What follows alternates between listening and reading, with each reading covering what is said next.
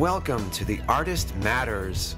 I'm Alex Rudy, and each week you'll meet incredible artists from all walks of life. Filmmakers, writers, actors, painters, musicians, and so many more, sharing their stories to motivate and inspire the creative in you. Whether you're doing it for fun or looking to make a living, this show will help you on your journey to bring out the artist within and letting the world know that your art matters.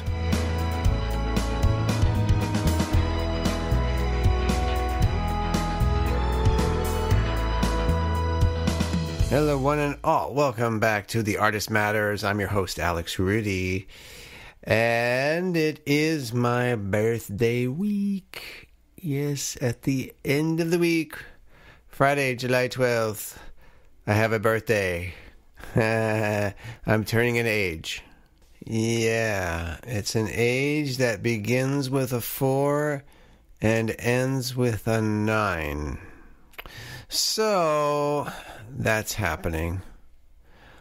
But I'm glad to still be putting out the show, and I hope you can celebrate with me. Hey, a great birthday gift would be to check out the show on iTunes. Give it a 5-star rating, give me a review, subscribe to the show so you can always get new episodes sent to you.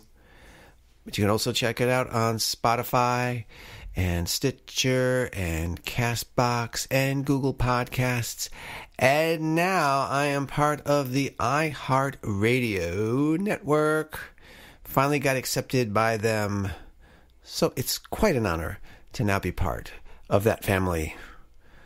And I still am on YouTube. You could check me out there. I have bonus videos on when I'm announcing stuff so you could see my lovely face. Well, on my birthday, I will be doing a show for you on my other site, which is through Spreaker.com. It's my show, Maximum Tunage, and I'm djal-x there. And every year I just play a bunch of songs that are some of my all-time favorites, or some that are just new and exciting to me, or some I just discovered, and others just I want to play and put them on my birthday show. So check it out. I'll put that in the show notes too. My birthday show on Maximum Tunage. Celebrate with me. But today we're going to celebrate with another artist. I kind of find it funny that last week we had Ariel Santarelli as she's beginning her career in the entertainment business. Well, today's guest is a veteran. He's been in the biz for over 3 decades.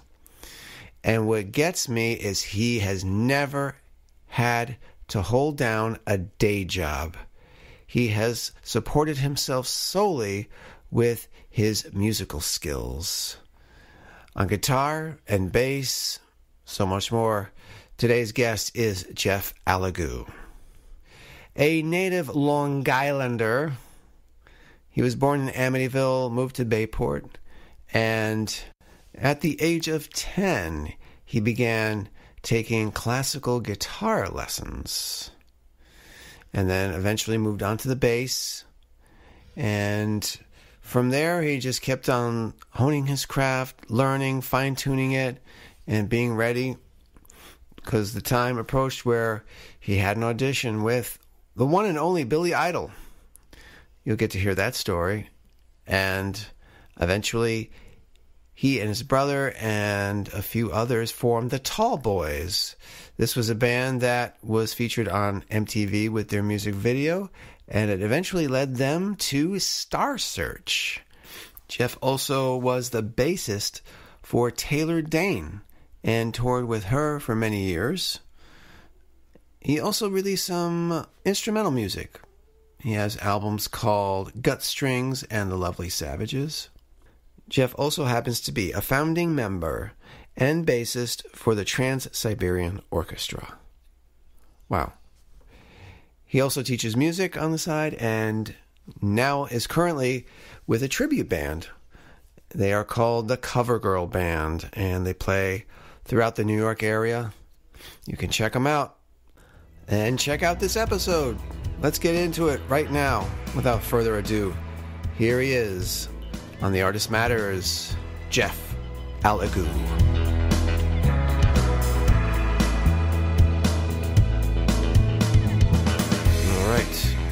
we have Jeff. Welcome to the show. Hey, how are you, man? Great. It's great to have you here.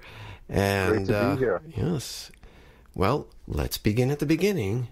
Where were you born? I was born in Amityville, New York, and 1961. So I'm really, really old. He's been around for a while. I've been around for a while. I've seen Halley's Comet twice. Groovy. So yeah, it's where I started playing guitar. There was a guy that lived across the street from me in Amityville that taught classical guitar. And I had seen a friend of ours that I went to school with, played yesterday, but without singing it. She had like sort of a guitar fingerstyle thing going. And I thought, oh, that's nice. I love that. And it turned out her teacher was this guy, Craig Smith, who lived across from where I lived in Amityville. And I started lessons with him at around 10 years old. But it was classical guitar, so I was really, for some reason, really into like Spanish guitar music and the classic Bach, those sort of things. Loved that. And, the technique of classical guitar being much more sort of intricate than regular guitar playing. It was a lot of work, but I was really, really into it. And my dad, who was an artist, we had been watching PBS one night, and Chet Atkins was playing, and he was playing a classical piece called Recuerdos de la Alhambra, which is a beautiful tremolo guitar piece, very, very technically difficult, but gorgeous. And I was like, wow, my God, what, it just flipped me out. And he said, well, that's the best guitarist in the world, him and Andreas Segovia. And 2 weeks later, he brought 2 albums home. One was a Chet Atkins record, and one was Segovia. And I just really, really got into it and studied very, very hard for the last couple of years with this guy. And then off on my own, when we moved out to Bayport when I was 14. Oh, I'm sorry, no, when I was 11. So I was only basically there lessons with him for about a year and a half, maybe. And then I would sort of go back and forth by bus, which is hard to believe that I would get on a bus at 11 and do that, go from Bayport, because it was quite a trip, Yeah. But I did, and I did that for about another year. And I was just really into it, And so it was a combination of that plus my love of the Beatles. I was obsessed with the Beatles and Paul McCartney's bass playing. So there was a couple of things happening at once, but I would say, between the guitar playing and the Beatles stuff, those really were, my biggest influences in the early days, So what was it about string instruments that drew you to them? Was there seeing the Beatles, or was it something that was always there that you think? Who knows, when you're a kid, you just react to music. And hearing the Beatles for the first time, you can ask Anna, she'll tell you. Yep. There was something, and there is something magical about what the Beatles did, and it remains to this day some of the greatest. It's hard. It was sort of beyond just music with those guys. It was the personalities, their sense of coolness. Whatever they did together vocally always sounded great. The songs are amazing. So everybody, not just me, but millions of people, and to this day, the power of the Beatles has affected it. I really believe they made the world a better place. I think that had the Beatles not in fact, that movie just came out yesterday, which is a film about, I don't know if you're aware of that, that movie. That looks interesting. Wild concept. It looks great. Great premise, If the Beatles didn't exist, but only one person somehow knew those songs, and that they still would resonate with everybody, And so it was a powerful thing what happened with those guys. So it just got me, whatever it was got me, and the whole idea of, bands and combination of instruments together. I just loved guitar. I loved bass. So I studied very hard, and then I started teaching guitar when I was 14. One of my music teachers at school took a liking to me and brought me up to a music school over in Patchogue. There was a place above a music store, Patchogue Music Center, and said I was older, said I was 16 because I was only 14. And they hired me, and I started teaching guitar at that age, and I've been doing it ever since, guitar and bass, and, it's been a long, long time, but I love it. I've always enjoyed teaching, So that's always been there as a constant while I've been doing other things as well, you know. What are some of your favorite Beatles songs? All of them. It's impossible. It's really hard. There's not. I can't say one song, you know. There's no duds with those guys, you know. Got a lot of winners. Yeah, pretty much all of them, you know. So your father was an artist. What kind of art did he do? He did commercial art. He worked for Doyle, Dane and Bernbach, which was a big firm in New York City. The whole Mad Men thing during the late 50s and throughout the 60s, that's what he did. And then he became freelance and worked out of the home.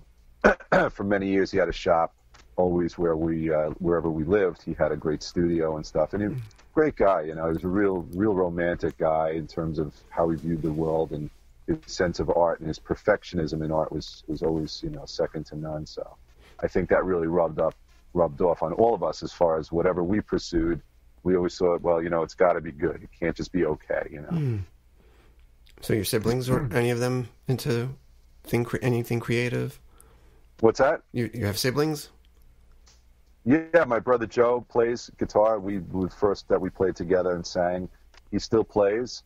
My brother John and I, my younger brother, we had a band for many years called the Tallboys. He's great. He's a great piano player, singer, songwriter. We wrote a ton of songs together through the 80s and 90s. We were on Star Search together. We ended up being on 3 of those shows. And at the time, Star Search was like the American Idol of the time. And that was a big deal, you know, that we got on there. And we ended up winning a bunch of shows and placed in the finals. But we, you know, then we had a record deal from that. We had a record out 92, 93 in that area. I mean, it was great. Very much, you know, we were very into the, obviously, Beatles stuff, but also Elvis Costello, Joe Jackson, Squeeze, those kind of bands. That's the sort of music that we were writing at the time, you know. Anna's played Which me your unfortunately, CD. What's that? Anna's played me your CD. It was very good stuff. I enjoyed it. Excellent. How did you come up with the name, the Tallboys? We were all tall. You were all tall. That's it. Oh, yeah. That's what worked.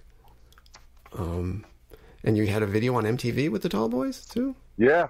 Yeah, 1986, 85, 86. There was it was the early days of MTV. There was a contest called the Basement Tapes. There's a guy named Bruce Gilmer who was actually new at the time at MTV. We became great friends. He went on to be a huge deal at VH1 as far as starting VH1, which was a spin-off of MTV at the time. And but he loved our band, and he got us on, you know, or got us to do a video. Well, actually, that's how I met him. I shouldn't say that. It was a contest. So I went out and, you know, talked people into doing stuff, and we made this video, which at the time was a huge deal because, you know, we had no money. So this is the early days of video. You really couldn't get video, so we had to shoot it on film, 35 millimeter film. And so I had to get like movie guys, you know, with the tracks and the cameras, and it was expensive as hell. But then it was transferred to video to be shown on MTV. So it was a big production, really, for, you know, being at the age I was at, like 24 or something at the time. And, you know, I just, it was a ballsy move, you know, because I didn't really know anybody or know anything. This is all pre-internet stuff, so just organizing it was a colossal undertaking, you know. But it was great. It came out good, and it ended up winning, and it was shown on MTV for, like, the deal was, you know, if you won, they would have it in rotation for, like, a couple of months. Oh, wow. So it was a huge deal, you know. It was when people were actually excited about MTV. I mean, of course, that's, you know, long gone, but when they actually played music videos. Yeah, exactly. I mean, it's very early on, you know. So, yeah, it was great. And you were profiled in a lot of magazines. Was that at the time you were in the Tallboys, or was that after? This is around, about the same time. The Guitar Player magazine was the first one, which was a real huge honor. They had this guy Mike Varney was doing profiles for, you know, if you were really good, you were accepted. It wasn't like anyone could just get in it. You